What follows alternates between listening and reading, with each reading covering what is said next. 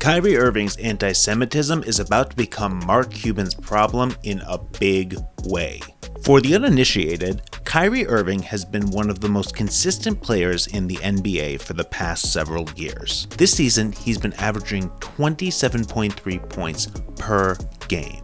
However, he's consistently gotten himself in trouble for having, let's call them controversial views. I don't really get into that. I don't really necessarily think of Christmas as a holiday, so. During the COVID-19 pandemic season, for example, his refusal to be vaccinated kept him off the court during most of the 2021 season. While never stated directly, Irving implied that the reason he chose not to get the vaccine was out of respect for his body, which is a bit ironic coming from someone who thought it was a good idea to tattoo the Friends logo on his forearm.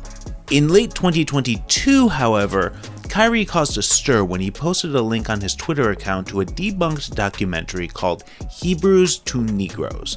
The film was notable for spreading anti-Semitic lies about the Jewish people. Rather than apologize for the hurt that the post caused, Kyrie chose to double down, saying he wasn't responsible for the lies in the documentary because he wasn't the one who made it. And my name translates in the Hebrew language as Yahweh.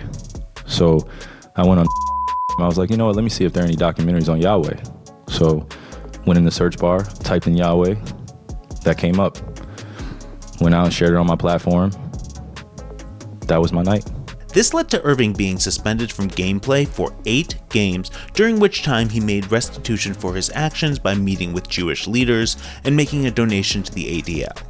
Irving was quoted as saying, "I reacted out of just pure defense and just hurt that I could be labeled or thought that I was being labeled as anti-Semitic or anti-Jewish." While his team put out a statement that read, Kyrie took ownership of his journey and had conversations with several members of the Jewish community.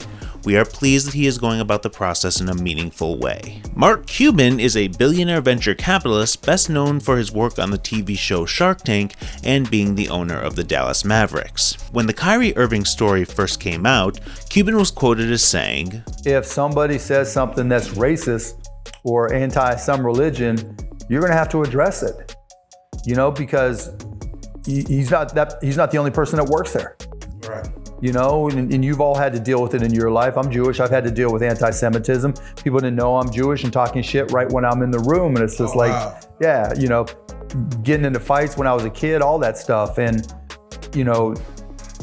it's not acceptable. But at the same time, like I had this conversation with somebody, if there was just some dude on the street corner saying what Kyrie said or Kanye said, you just assume they're crazy and keep on walking, right? Right.